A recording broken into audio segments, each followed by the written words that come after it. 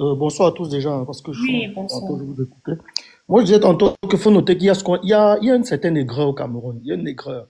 Il faut comprendre Mhm, que, puisque le pays devient de plus en plus difficile, les gens deviennent aigris. Les Camerounais ont une aigreur hypocrite. Si tu causes mhm, avec un Westaf, quand tu parles avec un Westaf, quand tu arrives au Sénégal, tu causes avec un Sénégalais. Tu dis à un Sénégalais, si je te donne 50 millions maintenant, qu'est-ce que tu vas faire? Il te dit, moi au Sénégal, je fais dans le transport Uber, je fais ceci. Il te parle des projets au Sénégal. Tu parles au Cameroun, même un gamin de 10 ans, je te donne 50 millions, tu fais quoi? Il dit que je go en banque père, je go en mhm, banque non. Donc on a une aigreur masquée. Au Cameroun, mhm. maintenant, tu fais même juste un truc. En mode, tu restes au quartier, tu dis que gars, je suis un voyageur. On peut te donner le poison, alors que tu ne voyages pas. Les gens sont aigris. Moi, je parle. Moi, j'ai la chance que, bon, je vais sur au Cameroun, je fais les 3 ans parce que les parents ont fait un business de champs là-bas. Tu viens au champ comme ça, tu vois des gens qui travaillent pour vous, ça fait peut-être 30 ans, 40 ans. Tu discutes avec eux, tu vois que, en fait, la mentalité que tu les voyais quand tu étais petit, c'est la même mentalité qu'ils ont toujours après 40 années. Aigri, renfermé, triste, pâle. Tu as l'impression que... Voilà. Mais il y a aussi un point que je voulais soulever, c'est qu'il faut savoir que lorsque tu vis dans un certain cadre de vie, et lorsque tu arrives pour faire des vacances, comme on appelle entre guillemets vacances, tu as besoin du minimum. Laissez-moi vous dire qu'aujourd'hui, il y a beaucoup parmi nous dans ce panel qui ne peuvent plus faire les selles dans les toilettes de la maison de leurs parents au pays. Vous ne pouvez plus. Même quand tu entres, tu fais juste les efforts. Imagine qu'on te demande de vivre là 2 semaines. C'est difficile. Même parfois, tu fais les efforts, même de. Quand tu quittes comme ça, tu dis, bon, je vais laisser l'argent, on va arranger. On arrange, mais quand tu arrives, tu trouves que la porte des toilettes a sauté. On met maintenant un petit rideau comme ça. Tu n'es plus à l'aise. Parfois, tu t'assieds sur le bidet, tu vois qu'il n'y a plus de papier hygiénique. Vous voyez que c'est encore dans du basique. Parfois, tu t'assieds même, tu veux laver les habits, tu as envoyé une machine à laver depuis l'étranger. Tu arrives, on te dit, ah, ça avait tourné 2 semaines après, ça faisait un jalon, on a pu. Tu vois que les gars, tu comprends qu'il y a des choses que tu as besoin. C'est pour ça que certains vont dans des meublés pour avoir le petit confort. Et lorsqu'ils veulent retrouver la fraîcheur familiale, ils vont en famille juste pour manger, discuter, faire des blagues, des petites histoires et tout. Et ils reviennent vivre le petit confort. Bien que parfois les conforts qu'on trouve même dans les meublés, les finitions parfois, c'est pas ce qu'on a chez nous. Parce que même dans les meublés, parfois, on te dit l'eau chaude. Tu vois, l'eau vient souvent avec des calcaires, des trucs comme ça. L'eau vient étant jaunâtre. Parfois, tu te plains. Donc, il faut savoir déjà que cette décadence de niveau, lorsqu'on arrive en Afrique, crée déjà une frustration sans le vouloir. mhm, Des gens vont te frustrer, comme le frangin qui a parlé de l'eau. Si tu bois l'eau aujourd'hui, ne serait-ce que même 2 verres du robinet, tu vas avoir mal au ventre. Parce mhm, que ton ventre aujourd'hui, il a habitué à une certaine eau. Tu bois l'eau mhm, minérale, ça fait 40 ans, 30 ans que tu es en Europe. Dès que tu bois l'eau du robinet, c'est fini. Et on va dire qu'on t'a empoisonné. Mais pour mhm, le faire plaisir, si tu commences à boire pour le faire plaisir, tu meurs. Qui va perdre? Mais maintenant, lorsque tu dis que non, je ne peux pas, directement on dit, oh, il veut faire comme si. Non, c'est une réalité. Et pour chuter, en parlant du taxi et comme vous parlez tantôt, aujourd'hui au Cameroun, on ne sait plus c'est quoi une nécessité, c'est quoi se vanter. Prendre un taxi course, c'est une nécessité. Parce qu'en Europe, aux États-Unis, j'ai ma voiture. Ici, je n'ai pas de voiture. Même si j'ai une voiture, je ne sais pas conduire ici. Je veux un chauffeur. Je dois me déplacer. Je dois monter, descendre et tout. Pour ma sécurité, je veux un taxi. C'est une nécessité. Ici, la mhm, voiture n'est pas un luxe. C'est une mhm. nécessité. C'est Mais vrai. quand tu uses de la nécessité, on dit, oh, oh, il veut se vanter. Et parfois, quand Mhm, tu te rabaisses, même tu prends des motos, au retour, peut-être tu te grattes sur une moto, peut-être tu fais un accident et tout. Tu vas voir que tu n'as pas mis assez de précautions pour ta sécurité. Parce que lorsque tu as déjà voyagé, tu comprends c'est quoi le safety. Tu es beaucoup safe parce que tu as peur.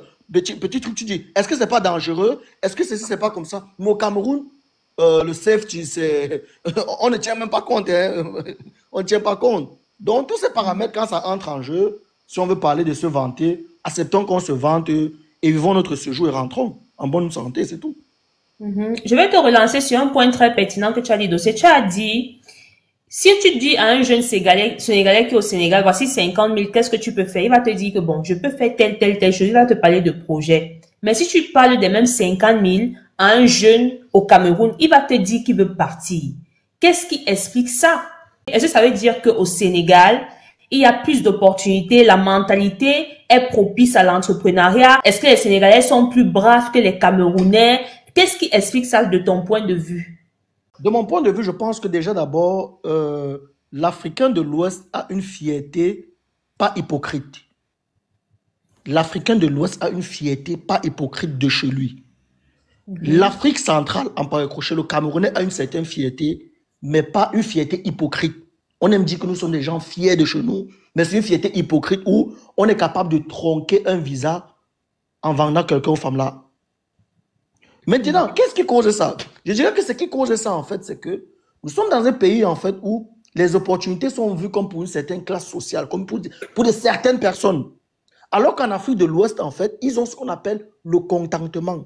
Au vu qu'une majeure partie de la population, c'est des gens, en fait, musulmans. Et la culture musulmane ici appelle des personnes beaucoup plus à investir chez soi. Parce qu'à l'extérieur, le musulman ne fait pas déjà le crédit pour acheter la maison. Un vrai musulman n'achète pas la maison en Europe et le crédit. Donc lui, quand il pense avoir l'argent, eux, puisqu'ils ont vécu avec cette culture de s'implanter où ils sont et de mettre les actifs où ils sont enclins à vouloir déjà d'abord investir, rester là. Partir pour lui, c'est juste pour un échange de procédés, ramener certaines connaissances. Quand tu marches avec des Africains de l'Ouest ici, tu vas voir qu'ils sont différents de toi. C'est des gars qui sont toujours en Afrique. C'est des gars que deux mouvements, il va te parler d'un camion et tout parce qu'il pense au transport. Nous, on est toujours retardés, on se dit, c'est pas comme s'ils n'ont pas les mêmes réalités, les mêmes problèmes que nous rencontrons chez eux, non. Mais c'est que c'est des fonceurs dans ce domaine de rentrer chez eux. Et nous, nous sommes fermés parce que la richesse, les opportunités, ça appartient à une certaine classe sociale.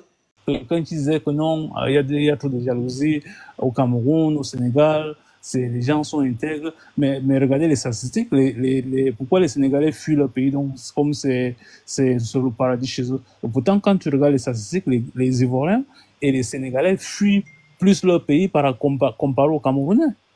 Donc, il faut parfois parler avec les statistiques, c'est-à-dire ça fait que les gens seront beaucoup plus informés.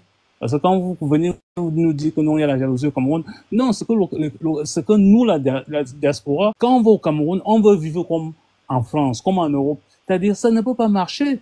Tu ne vas pas aller au Cameroun, tu ne vas pas aller au Cameroun vouloir vivre comme à Paris ou comme à Londres. Ça n'a pas de sens. Moi, quand je vais au Cameroun, moi, je vais au village, c'est-à-dire, pourtant, j'ai des maisons à Yaoundé, mais je préfère, parce que Yaoundé, c'est tellement touffu, je préfère aller au village, je suis au village, et moi, j'ai, comment on dit, police, j'ai one police, c'est que moi, avec des villageois, moi, je n'achète pas ça, moi, je ne bois pas la bière. Comme toi, man. Moi, je ne bois pas la bière au Cameroun. Donc, ça veut dire que moi, je bois ce qu'on appelle le haki, le hala, ce que moi, je bois. Donc, ça veut dire quoi? Moi, je ne peux pas t'acheter une bière parce que moi, je ne la bois pas, parce que moi, je ne bois pas la bière. Donc, si tu veux que je t'achète le vin, je te donne le matango. Le matango, c'est 50 francs, 100 francs le verre. Tu comprends? C'est-à-dire, il faut vivre comme eux. Tu vis comme eux, tu n'auras aucun problème. Comme papa me disait que quand on vient avec un projet, tu veux faire quoi comme, oui, je te donne l'argent, mais on signe les papiers. Donc, si tu manges l'argent, on n'appelle plus jamais mon téléphone. Tu comprends? C'est-à-dire, et tu auras moins, moi, mon téléphone, personne ne m'appelle au Cameroun.